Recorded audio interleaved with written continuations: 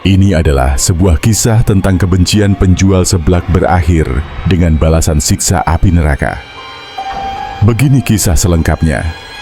Di sudut kota Bandung, di antara jejeran warung makanan yang ramai, berdiri sebuah warung seblak kecil yang nyaris tak pernah dikunjungi pembeli.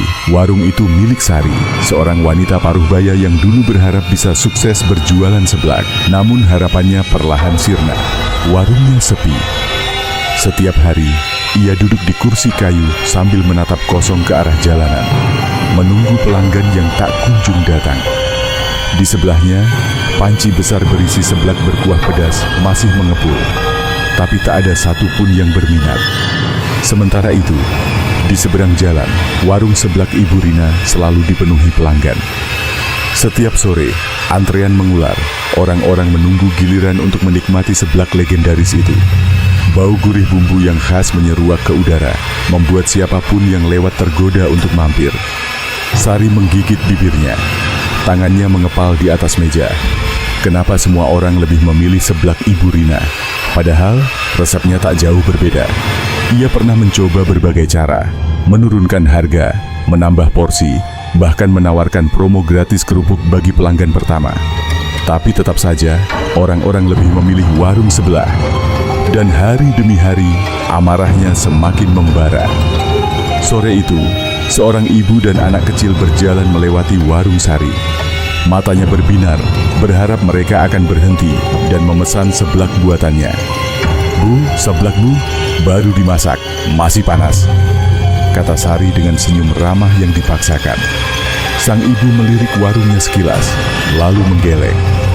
"Maaf bu, kami biasa makan di warung Ibu Rina." Sari hanya bisa melihat punggung mereka menjauh, menuju warung yang lebih ramai di seberang jalan. Kekecewaan yang sudah lama mengendap kini berubah menjadi kemarahan. Kenapa semua orang lebih memilih Ibu Rina?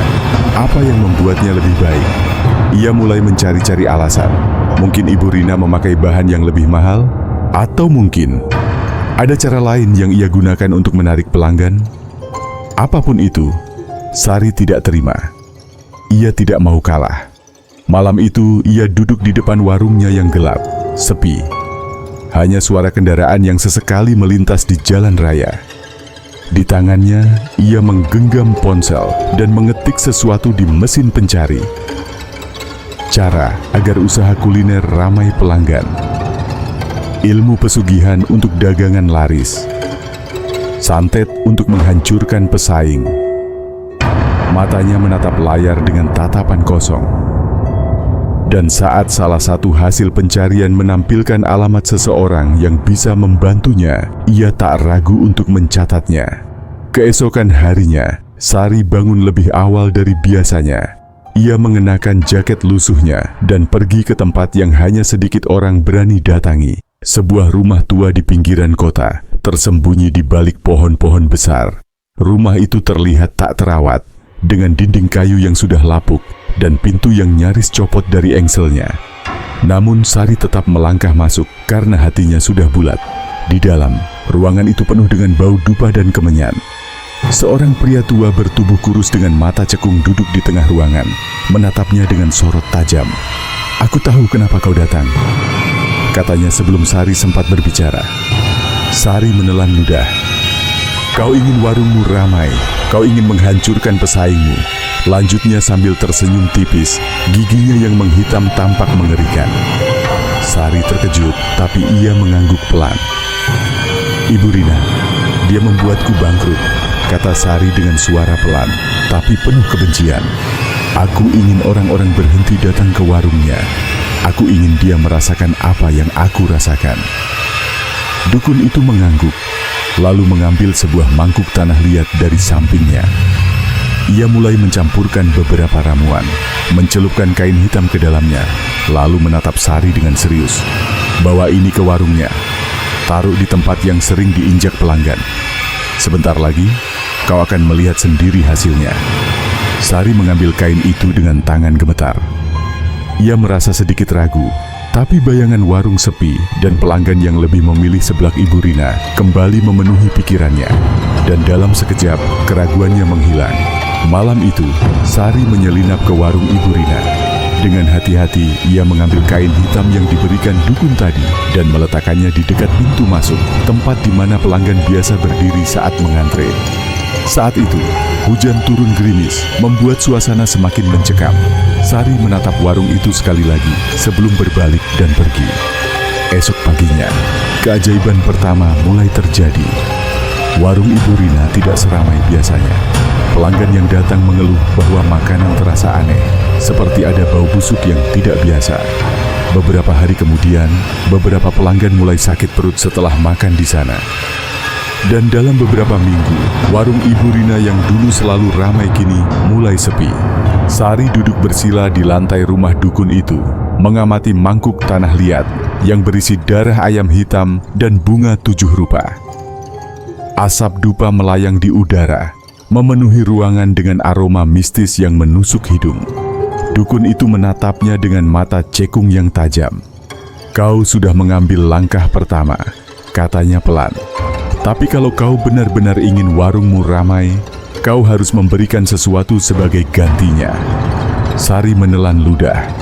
"Apa yang harus aku lakukan?" Dukun itu mengambil selembar kain kuning yang berisi beberapa benda. Tulang ayam yang telah menghitam, sesobek kain merah, dan batu kecil berwarna pekat. "Bawa ini ke gua Karang Leweung. Letakkan di dalam gua, di dekat batu yang berbentuk kepala ular," kata dukun itu. "Dan jangan pernah menoleh ke belakang sebelum kau keluar dari gua." Sari mengerutkan kening. Lalu apa yang akan terjadi? Dukun itu tersenyum samar. "Kalau kau melakukannya dengan benar, warungmu akan ramai. Tapi ada harga yang harus dibayar." Sari tidak peduli. Ia sudah menghancurkan warung Ibu Rina. Sekarang ia hanya butuh sesuatu untuk menarik pelanggan datang kepadanya. "Baik," katanya, "aku akan melakukannya." Malam itu, Sari berangkat menuju Gua Karang Leweung, sebuah gua yang terletak di pinggir hutan kecil di luar kota. Konon, gua itu dikenal angker. Banyak yang mengatakan bahwa suara aneh sering terdengar dari dalamnya, dan orang-orang yang pernah masuk ke dalamnya tidak pernah kembali. Tapi Sari tidak peduli. Ia hanya membawa sebuah senter kecil dan kantong berisi sesajen yang diberikan dukun. Langit malam mendung, tak ada bintang atau bulan yang bersinar. Angin malam berhembus dingin, membuat bulu kuduknya berdiri. Setelah berjalan beberapa menit, ia akhirnya sampai di mulut gua. Gua itu lebih besar dari yang ia bayangkan. Gelap pekat, dengan bau tanah basah dan sesuatu yang anyir. Sari menarik napas dalam. Ia melangkah masuk. Setiap langkah yang ia ambil menggema di sepanjang lorong gua. Tetesan air terdengar dari langit-langit, menciptakan suara yang terdengar seperti bisikan. Semakin dalam ia masuk, semakin dingin udara di sekitarnya. Cahaya senter menyorot dinding gua yang penuh dengan lumut dan akar yang menjulur dari atas, seperti tangan yang mencoba meraih sesuatu. Akhirnya, ia melihatnya, batu yang berbentuk kepala ular. Sari berlutut di depan batu itu. Dengan tangan gemetar, ia membuka kantong berisi sesajen. "Aku ingin warungku ramai," bisiknya. "Aku ingin pelanggan datang, berapapun harganya." Ia meletakkan sesajen di atas batu, lalu menyalakan dupa yang ia bawa. Asapnya mengepul ke udara. Saat itu, sesuatu berubah. Udara di dalam gua tiba-tiba menjadi lebih berat. Cahaya senter mulai redup tanpa alasan. Terdengar suara gemuruh pelan, seperti sesuatu yang besar bergerak di dalam kegelapan. Lalu suara itu datang. "Apakah kau siap membayar harga untuk keinginanmu?" Sari terkejut. Suara itu datang dari dalam gua, dalam kegelapan yang tak tersentuh cahaya. Tapi ia tetap teguh. "Iya," katanya dengan suara bergetar. Suara itu tertawa pelan, dalam dan menggetarkan seluruh gua. "Maka mulai sekarang, setiap mangkuk seblak yang kau sajikan akan membawa tumbal." Sari merinding. "Apa maksudnya?" "Setiap kali pelangganmu memakan seblakmu, salah satu dari mereka akan menjadi milikku. Suara itu berbisik di telinganya, dan kau akan semakin kaya selama kau terus memberi tumbal. Jantung Sari berdegup kencang. Ia tidak pernah membayangkan perjanjiannya akan seperti ini. Tapi, kalau ini harga yang harus dibayar untuk kesuksesannya, ia rela melakukannya. Ia menunduk lalu berbisik pelan, "Aku setuju." Sari segera bangkit dan berjalan keluar. Tapi ia merasa sesuatu mengikutinya. Langkahnya semakin cepat. Ia berusaha mengabaikan suara-suara yang terdengar dari dalam gua. Suara geraman, bisikan lirih, dan tawa samar. Jangan menoleh ke belakang. Itulah yang dikatakan dukun itu. Sari menggigit bibirnya, berusaha untuk tetap fokus ke depan. Cahaya di luar gua semakin dekat. Namun, tepat sebelum ia keluar, sesuatu menyentuh bahunya. Jantungnya hampir berhenti. Sari ingin berlari, ingin berteriak, tapi tubuhnya membeku. Lalu suara itu berbisik di telinganya, "Jangan pernah mengingkari perjanjian ini, atau kau akan lebih menderita dari mereka yang kau korbankan." Dan dalam sekejap, semuanya menjadi sunyi. Sari melangkah keluar dari gua, lututnya gemetar. Saat ia menoleh ke belakang, gua itu tampak lebih gelap dari sebelumnya, seakan menyimpan sesuatu yang tak boleh dilihat manusia. Ia menatap tangannya, ada bekas sidik jari hitam di bahunya. Keesokan harinya, Sari membuka warungnya seperti biasa. Namun kali ini ada sesuatu yang berbeda. Biasanya, ia hanya duduk menunggu pelanggan yang tak kunjung datang. Tapi hari itu, satu persatu orang mulai berdatangan. Awalnya hanya 1 atau 2 pelanggan. Tapi dalam waktu kurang dari sejam, warungnya penuh sesak. "Bu, seblaknya 1 porsi ya." "Seblak level 5 bu, tambahin ceker." "Seblak kerupuk aja, 2 porsi." Sari nyaris tak bisa menyembunyikan senyumnya. Ia menyendok kuah seblak dengan semangat, mencampurkan bumbu, dan menyajikan setiap mangkuk dengan hati yang lega. Pesugihan itu berhasil. Ia bahkan melihat beberapa pelanggan tetap warung Ibu Rina kini beralih ke warungnya. Tidak ada lagi warung lain yang lebih ramai dari miliknya. Sore itu, saat ia menghitung uang yang masuk, tangannya gemetar. Ia belum pernah mendapatkan uang sebanyak ini dalam sehari. Namun di balik rasa senang itu, ada satu hal yang ia coba lupakan. Tiap mangkuk seblak yang ia sajikan akan membawa tumbal. Minggu pertama berlalu dengan mulus. Warung Sari semakin dikenal. Bahkan, beberapa pelanggan berkata bahwa seblaknya punya rasa yang lebih kuat dan bikin ketagihan. Namun setelah 2 minggu, desas-desus aneh mulai muncul. Beberapa pelanggan tetapnya tiba-tiba jatuh sakit. Seorang remaja perempuan yang sering memesan seblak level 5 ditemukan terkapar di rumahnya dengan tubuh lemas. Seorang sopir ojek online yang baru pertama kali makan di warungnya mengalami muntah-muntah parah. Seorang ibu rumah tangga yang berlangganan di sana tiba-tiba pingsan di dapurnya. Warga mulai membicarakan hal ini. "Kenapa ya? Katanya mereka semua sakit setelah makan seblak. Mungkin bumbunya terlalu pedas? Atau ada yang nggak beres dengan warung itu?" Sari berpura-pura tidak tahu apa-apa. Ia tetap melayani pelanggan dengan senyum ramah. Tapi jauh di dalam hatinya, ia tahu penyebabnya. Setiap kali seseorang jatuh sakit, Sari merasa ada sesuatu yang mengawasinya. Saat malam tiba, ia sering mendengar suara langkah di sekitar rumahnya. Meskipun saat ia mengecek, tidak ada siapapun. Dan lebih buruk lagi, ia mulai melihat mereka dalam tidurnya. Malam itu, Sari tertidur setelah menghitung uang hasil jualannya yang semakin banyak. Namun dalam tidurnya, ia terjebak di dalam mimpi yang mengerikan. Ia berdiri di tengah warungnya yang kosong. Namun dari dapur, terdengar suara gemerisik. Ia berjalan ke arah suara itu dan menemukan mangkuk-mangkuk seblak yang tersusun rapi di atas meja. Namun saat ia mendekat, sesuatu yang mengerikan terjadi. Dari dalam kuah seblak yang panas, muncul tangan-tangan hitam yang mencakar udara. Lalu, satu persatu wajah para pelanggan yang jatuh sakit muncul di permukaan kuahnya. Mata mereka kosong, bibir mereka membiru seolah mereka telah mati. Kembalikan nyawa kami. Kau mengambil hidup kami. Kami akan menjemputmu. Sari menjerit dan berlari keluar warung, tapi langkahnya terasa berat. Tanah di bawahnya berubah menjadi lumpur merah pekat, menarik tubuhnya ke dalam. Di ujung jalan, berdiri sosok besar bersayap hitam, memegang tongkat besi yang menyala merah. Sari terbangun dengan napas tersengal. Dadanya naik turun cepat. Ia mengusap wajahnya dengan tangan gemetar. Itu hanya mimpi, hanya mimpi. Namun saat ia melihat ke tangannya, matanya membelalak ketakutan. Bekas lumpur merah masih ada di telapak tangannya. Setelah malam itu, Sari mulai kehilangan kendali atas hidupnya. Setiap malam, ia bermimpi berada di jembatan yang penuh api, sementara suara gamelan berdentang di kejauhan.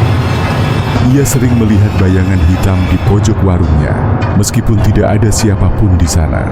Saat ia memasak seblak, ia merasa ada sesuatu yang berbisik di telinganya, seolah mengingatkannya tentang perjanjian yang ia buat.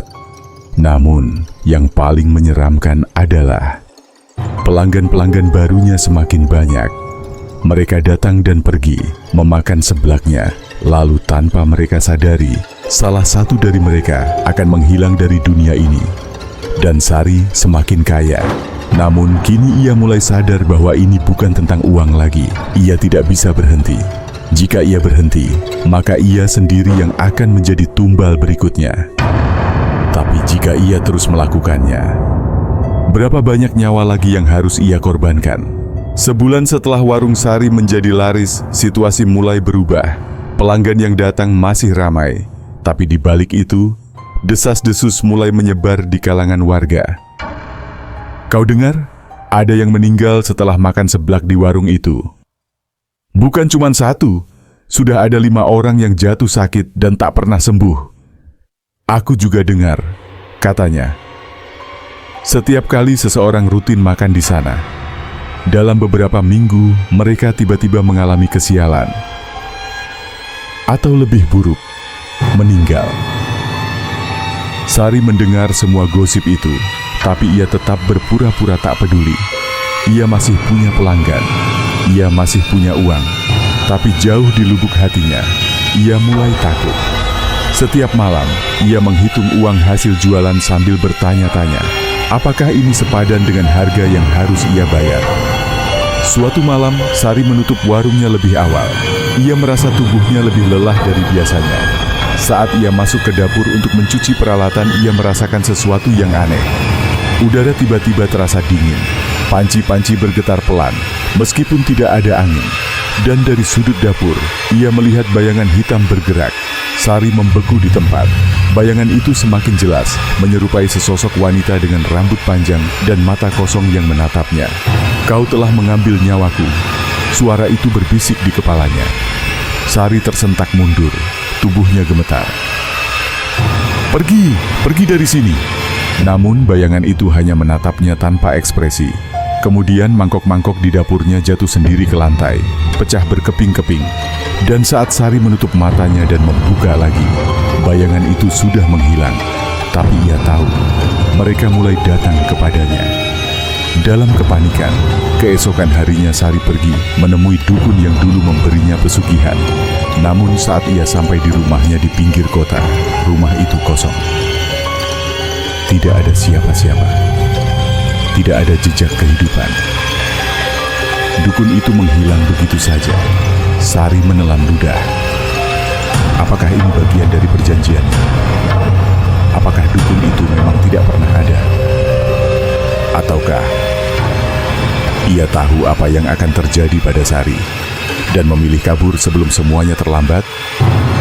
Untuk pertama kalinya sejak ia melakukan pesugihan, Sari merasa benar-benar sendirian. Tidak ada lagi jalan keluar. Malam itu, saat ia tertidur, mimpi buruknya kembali menghantuinya. Ia berada di jembatan yang gelap, dikelilingi api yang membara. Udara panas membakar kulitnya, tapi ia tidak bisa melarikan diri. Dari kejauhan, Sosok bersayap hitam kembali muncul. Sekarang giliranmu. Sari mencoba berlari, tapi jembatan itu tiba-tiba runtuh. Ia terjatuh ke dalam lautan api. Tubuhnya terasa terbakar. Dan saat ia terbangun, tubuhnya benar-benar panas. Esok paginya, Sari bangun dengan tubuh yang lemas. Keringat dingin membasahi wajahnya. Nafasnya berat. Tubuhnya terasa panas seperti terbakar dari dalam. Ia mencoba bangkit untuk membuka warungnya, tapi tangannya gemetar. Matanya menatap ke cermin, dan ia tersentak kaget. Wajahnya terlihat lebih tua, kulitnya pucat, bibirnya membiru, seolah sesuatu perlahan menggerogoti tubuhnya dari dalam. Ia mencoba meminum obat, tapi tidak ada yang membantu. Tidak ada dokter yang bisa menjelaskan penyakitnya. Dan setiap hari yang berlalu, tubuhnya semakin lemah. Warungnya perlahan mulai sepi lagi. Bukan karena gosip, tapi karena ia tak lagi bisa berdiri di dapur untuk memasak. Dalam waktu 2 minggu, ia hanya bisa terbaring di tempat tidur, menunggu sesuatu yang ia tahu tak bisa dihindari. Di malam terakhirnya, Sari tidak bisa tidur. Mimpi buruknya terasa semakin nyata. Ia kembali berdiri di atas jembatan yang membara. Namun kali ini, ia tidak bisa berlari. Sudah waktunya. Sosok bersayap hitam itu mengangkat tongkatnya dan memukul tubuh Sari dengan keras. Tubuhnya terlempar ke dalam lautan api. Jeritannya menggema di seluruh tempat. Di dunia nyata, Sari terbangun dengan mata melotot dan mulut berbusa. Jari-jarinya mencakar kasurnya, napasnya tersengal. Ia merasakan sesuatu mencengkeram dadanya, menariknya ke dalam kegelapan. Dan dalam beberapa detik, Sari tidak lagi bernapas. Pagi itu, suasana di sekitar warung Sari tampak sepi. Warung yang dulu ramai kini tertutup rapat, dengan meja-meja kayu yang mulai berdebu. Tak ada suara hiruk-pikuk pelanggan, tak ada aroma kuah pedas yang menggoda. Hingga akhirnya, seorang tetangga yang curiga karena tidak melihat Sari keluar selama berhari-hari memutuskan untuk mengetuk pintu rumahnya. "Bu Sari?" Tidak ada jawaban. Setelah beberapa kali memanggil, ia mencoba membuka pintu yang ternyata tidak dikunci. Begitu pintu terbuka, bau busuk langsung menyengat hidungnya. Dan di dalam kamar, ia menemukan tubuh Sari yang sudah kaku di atas kasur. Matanya masih melotot lebar, bibirnya membiru, dan tangannya mencakar kasurnya seakan berusaha melawan sesuatu sebelum ajal menjemputnya. Berita kematian Sari langsung menyebar ke seluruh desa. Warga berdatangan, tapi tak ada yang berani mendekati tubuhnya terlalu lama. Wajahnya seperti habis disiksa sesuatu. Ini bukan kematian biasa. Mungkin ini karma dari apa yang sudah dia lakukan. Dan tanpa ada yang tahu penyebab pastinya, tubuh Sari akhirnya dikuburkan tanpa banyak upacara. Namun meskipun tubuhnya telah tiada, kutukan yang ia bawa belum berakhir. Setelah kematian Sari, warungnya tidak pernah dibuka lagi. Awalnya, beberapa warga mencoba mengambil alih tempat itu untuk dijadikan warung lain. Tapi anehnya, tidak ada yang bisa bertahan lebih dari beberapa hari. Mereka yang mencoba membuka usaha di sana mulai mengalami kejadian aneh. Peralatan dapur tiba-tiba jatuh sendiri. Kuah yang dimasak berubah warna menjadi hitam dan berbau busuk. Beberapa pelanggan yang makan di sana merasa mual dan sakit tanpa sebab. Lama-kelamaan, warga mulai takut. Mungkin warung ini sudah dikutuk. Mungkin arwah Bu Sari masih ada di sini. Atau mungkin pesugihannya belum selesai menagih tumbal. Akhirnya, warung itu ditinggalkan begitu saja. Meja-meja dan bangku dibiarkan berdebu. Mangkok-mangkok seblak yang terakhir digunakan masih tergeletak di dapur, seakan menunggu seseorang untuk kembali memasak. Tapi tak ada yang berani menyentuhnya lagi. Beberapa bulan setelah kematian Sari, warga mulai mengalami kejadian aneh. Setiap tengah malam, beberapa orang yang melewati warung itu mengaku mendengar suara panci berdentang, seolah ada seseorang yang sedang memasak. Sebagian lainnya mengaku mencium aroma seblak yang sangat kuat, meskipun warung itu telah lama ditinggalkan. Namun yang paling menyeramkan adalah beberapa orang melihat sosok perempuan berdiri di balik jendela warung. Ia memakai baju lusuh yang sama seperti yang dikenakan Sari di hari kematiannya. Matanya kosong, wajahnya pucat, dan bibirnya menyeringai. Seakan masih menunggu pelanggan datang untuk makan di warungnya. Karena rasa penasaran, suatu hari seorang pemuda nekat masuk ke dalam warung itu di tengah malam. Ia menyalakan lilin, melihat ke sekitar. Semuanya masih dalam keadaan yang sama seperti terakhir kali ditinggalkan. Di dapur, ia melihat panci besar yang masih ada di atas kompor berkarat. Dengan tangan gemetar, ia membuka tutup pancinya. Di dalamnya, tidak ada kuah seblak. Hanya ada air hitam pekat dengan sesuatu yang bergerak di dalamnya. Saat ia menyorotkan cahaya ke dalam, sesuatu melompat keluar. Sosok Sari dengan mata kosong dan wajah membusuk berteriak ke arahnya. "Makanlah seblakku!" Pemuda itu menjerit dan langsung berlari keluar, nyaris jatuh tersungkur di pintu warung. Esok harinya, tubuhnya ditemukan duduk diam di depan warung dengan wajah pucat dan mata kosong. Ia tidak berbicara lagi. Ia hanya duduk di sana, menatap ke depan, seperti menunggu sesuatu. Dan beberapa hari kemudian, ia menghilang tanpa jejak. Kini, warung itu masih berdiri di tempatnya. Tidak ada yang berani mendekat saat malam tiba. Beberapa orang mencoba merobohkan bangunan itu, tapi alat-alat mereka selalu rusak tanpa sebab. Dan bagi siapapun yang lewat di sana pada jam tertentu, mereka masih bisa mencium aroma seblak yang tajam, pedas, dan menggoda. Mereka masih bisa mendengar suara panci berdentang, seolah seseorang sedang memasak. Dan mereka masih bisa melihat bayangan perempuan berdiri di jendela warung, menunggu pelanggan berikutnya. Mungkin Sari sudah mati, tapi warungnya masih mencari orang yang mau makan di sana.